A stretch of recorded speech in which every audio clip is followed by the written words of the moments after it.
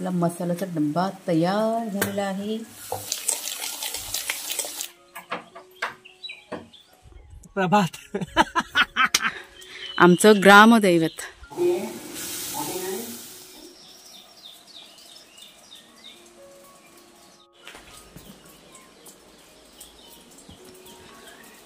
वाग्या हो वागूया। Good morning. आत्ता शाळेचा फिरून। ओ शेरू गुड मॉर्निंग बोल सगळ्यांना। शेरूचे डोळे बघा आमचे। ए शेर्या चला बसू द्या ना। हां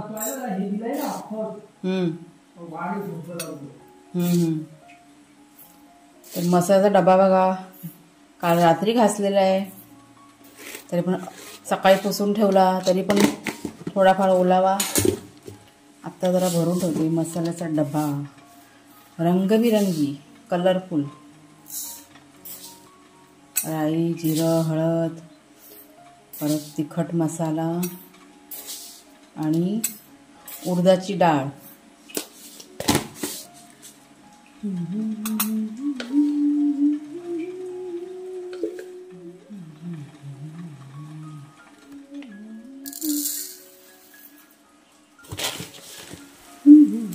हा बघा आपला मसाल्याचा डब्बा तयार झालेला आहे।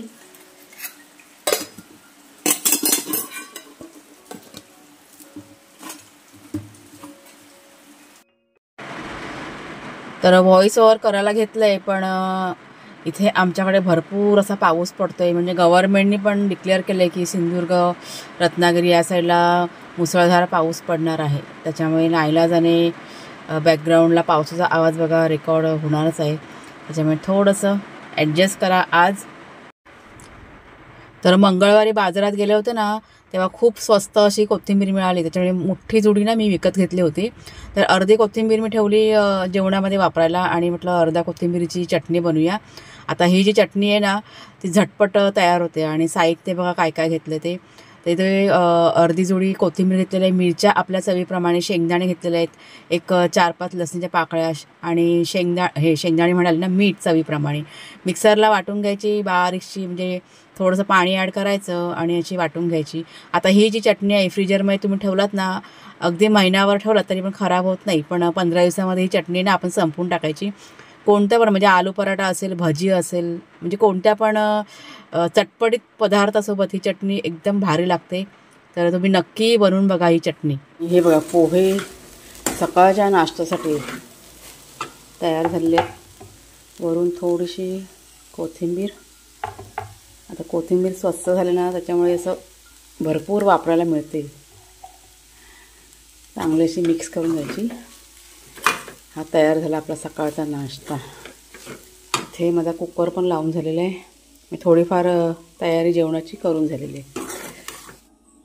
तर हा बघा गरमागरम नाश्ता काढून झाला आहे कुणालच्या बाबांसाठी। कुठे आहे? नेऊन देऊया बाहेर। इथे नाही आहेत। कपडे बघा सुकत आहेत कालपासूनचे।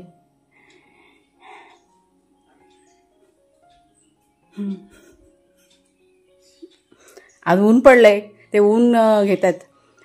त्यांना गरमी, कंबर जरा दुखते त्यांची, म्हणून उन्हाचा शेक घेतात। हा घ्या नाश्ता करा।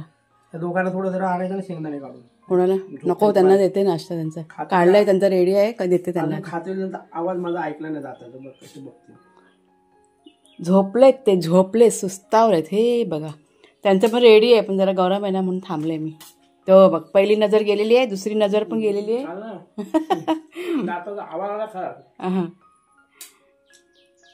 बबड्या चला तुमचा पण देते। हां खायला देते तुम्हाला पण। चला चटणी गेले कोथिंबीरचे हवे काय त्याच्यासोबत खायची मस्त लागते। टाकून खातात मुंबईला। काय काय खातात इडलीची चटणी पण टाकून खातात। मग असं खायचं असतं वेगळं वेगळं, छान असतं। देऊ चला चला बसा खाली बसायचं, खाली बसायचं, खाली बसायचं, खाली बसायचं, खाली बसायचं।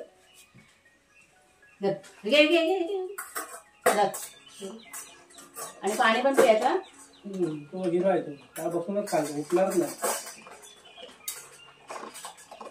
पाणी पण पिवा नंतर।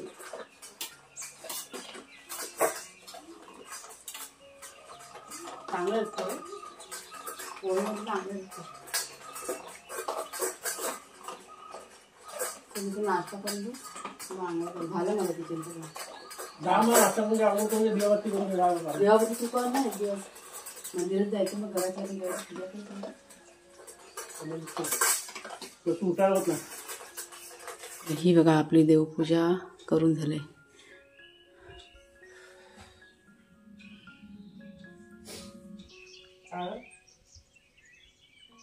दोन्ही खालीस ना? दोन्ही पण कडू आहेत ना? मग वास येतोय पण काकडीचा वास येतोय. ती पानं चोळली ना काकडीचा आपला वास येतो. होम घेतला का?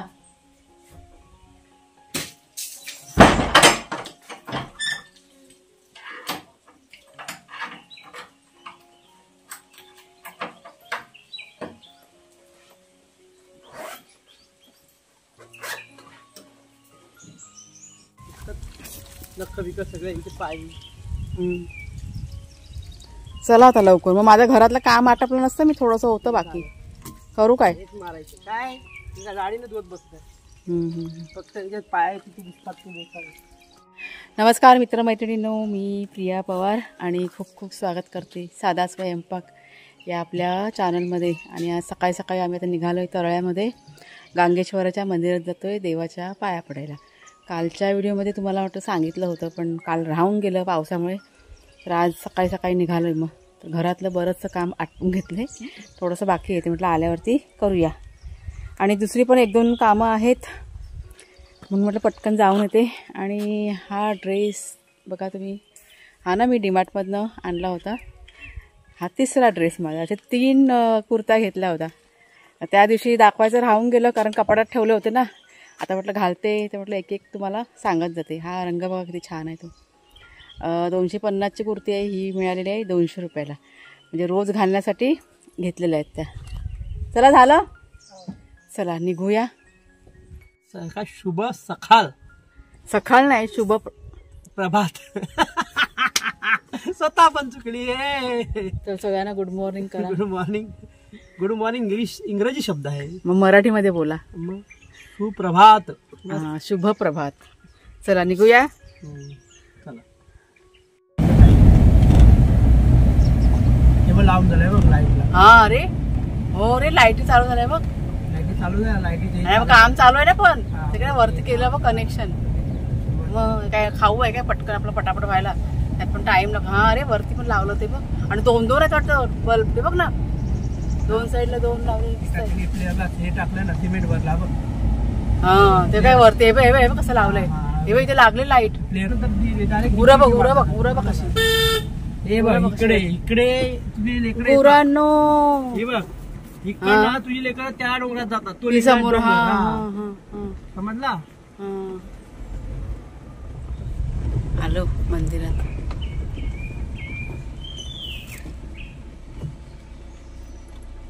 चला उतरूया ना.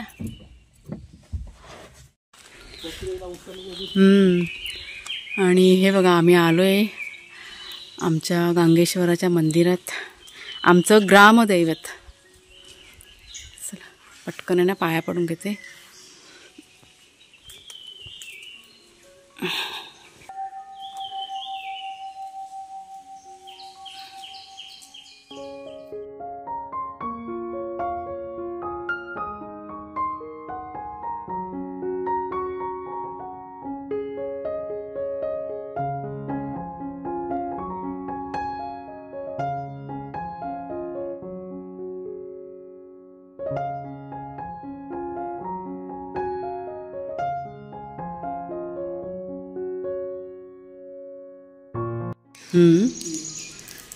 तर देवाच्या पाया वगैरे पडून झालं आणि आम्ही बसलोय जरा शांतपणे 5-10 मिनटं.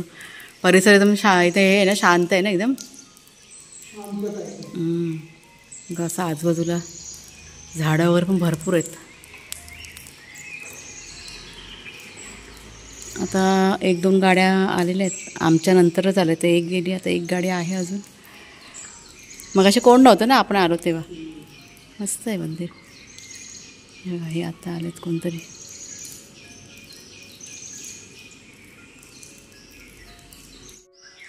तर हे बघा, हे 5 मिनटं आम्ही आता बसलो आणि आता निघालो आहे. तर जाता जाता म्हटलं थोडंसं ते शेअर करते. असं सुंदर आमचं हे गांगेश्वराचं मंदिर, आमचं ग्रामदैवत. ते बघा कुणालचे बाबा. ते समोर तुळशी वृंदावन आहे. पाऊस आला चला.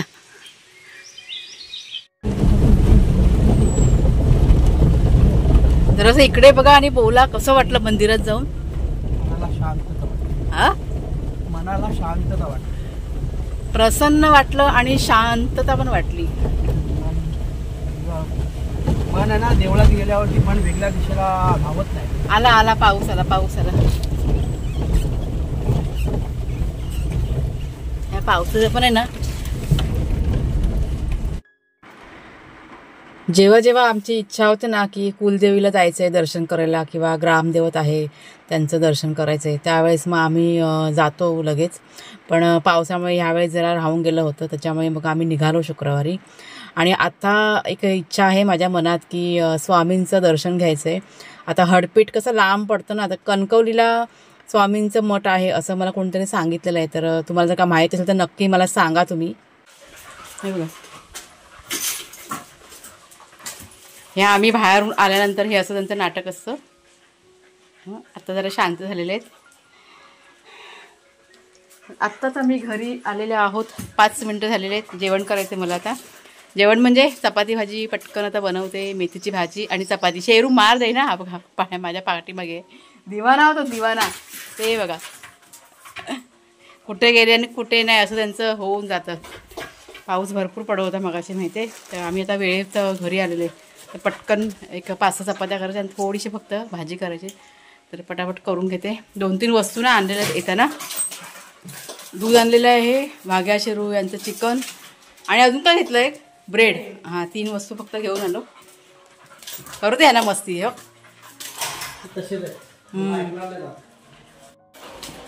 हे बघा ह्यांचं कसं चाललंय मगापासनं. सोडा, एक काठी घेऊन ऐकलं का? हे दोघं जण मस्ती त्यांची बघ कशी चालले बघ. लाडात आले दोघं जण. शेरू सोड त्याला, बस झालं. खेळ बघा त्यांचा कसा खेळ आहे बघा, ऐकतच नाहीत दोघं जण. दिवाने नुसते. तर माझा स्टँड राहिला आहे गाडीमध्ये म्हणून मी चालले घ्यायला. जेव्हा पण आमची बाजारात फेरी होते ना, म्हणजे तराळ्यामध्ये आमची फेरी होते, त्यावेळेस दूध आणि चिकन ह्या 2 वस्तूंना आणल्याच जातात. पहिला दूध कसं रियाकडे चालू होतं, पण रियाकडे आता सध्या दूध आहे ना बंद आहे. 1-2 महिन्यानंतर दूध चालू होईल. मग ते पण आपलं ना म्हणजे बरं पडेल आपल्याला. मग जवळच्या जवळ मग दूध आपल्याला मिळेल. आणलेल्या सगळ्या वस्तू फ्रीजमध्ये ठेवून दिल्या. चिकन बर्फाच्या खाण्यामध्ये ठेवून दिलं. वाघ्या आणि शेरू यांच्यासाठी बघा चिकन लागतं ना, त्याच्यामुळे थोडंफार तरी आणलं जातंच. आणि इथे मी घेतलेलं आहे दुपारचं जेवण करायला. पीठ पटकन मळून घेतलं. भाजी करायची होती मेथीची, म्हणजे अगोदरच भाजी मी काढून ठेवली होती, पाण्यामध्ये धुवायला ठेवली होती. पीठ मळून झाल्यानंतरला भाजी वगैरे धुवून घेतली, चाळणीमध्ये नितरत ठेवली होती. आणि इथे कांदा मिरची जे काही फोडणीला साहित्य हवं आहे ना ते सगळं चिरायला इथे सुरुवात केलेली आहे.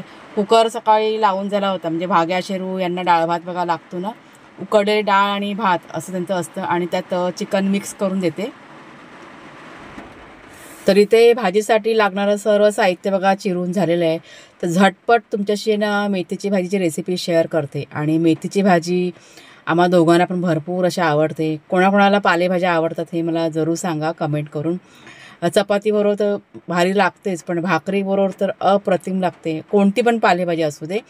तर इथे मी तेलामध्ये बघा मिरची टाकलेली आहे, थोडीशी लसूण आणि कांदा टाकला आहे. कांदा चांगला असा लालसर करून घेतला आणि मग त्यात चिरलेली मेथीची भाजी टाकून घेतली आणि व्यवस्थित अशी परतून घ्यायची. आता ही जी भाजी आहे ना, मोठी जोडी आणली होती 30 रुपयाची मार्केटमधून, पण सगळी नाही घेतली मी करायला. अर्धी ठेवली आणि अर्धी आता करून घेणार. आता ही भाजी पण बघा थोडीशी तुम्हाला जास्तीची दिसते, पण 2 वेळेस ही भाजी ना आम्हाला होऊन जाणार, त्याच्यामुळे मग जास्तच करते मग मी. आणि मेथीची भाजी बघा इथे फोडणीला घालून झाली, त्यात चवीप्रमाणे मीठ टाकलेलं आहे आणि झाकण न ठेवता ही भाजी शिजवली. मेथीच्या भाजीवर जर का तुम्ही झाकण ठेवलात तर भाजी ती आपली ना कडू होऊन जाते. म्हणजे मी इतर कोणती पण भाजी असेल ना, फळभाजी असेल पालेभाजी असेल त्याच्यावर मी झाकण ठेवते, पण मेथीची भाजी आहे ना ती झाकण न ठेवताच शिजून घेते. आणि अजून एक गोष्ट तुमच्याशी बोलावीशी वाटते, म्हणजे रोजच्या आहारामध्ये बघा आपल्या डाळी कडधान्य फळभाज्या ह्यांचा वापर आपण करतो. पालेभाज्या जास्त कोणाला बघा खायला आवडत नाही आवडत म्हणजे. पण जर का कोणाला पालेभाज्या खायला आवडत नसतील तर रोज नाही पण निदान आठवड्यातून 2दा तरी तुम्ही पालेभाज्या नक्की करून खा.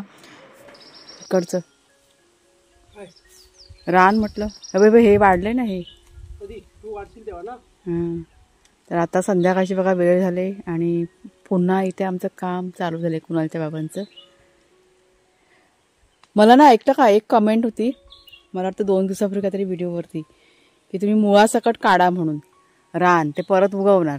गेल्या वर्षी आपण काय केलेलं.